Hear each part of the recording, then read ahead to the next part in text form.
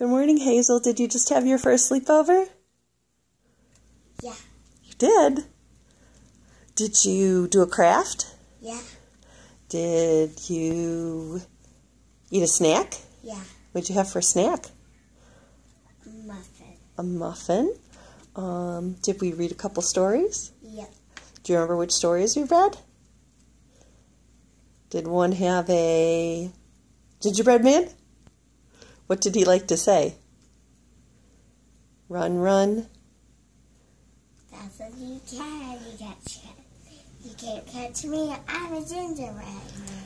And then there was another story. Who thought the sky was falling? Was it a chicken? It was Chicken Little. Did Chicken Little have any friends?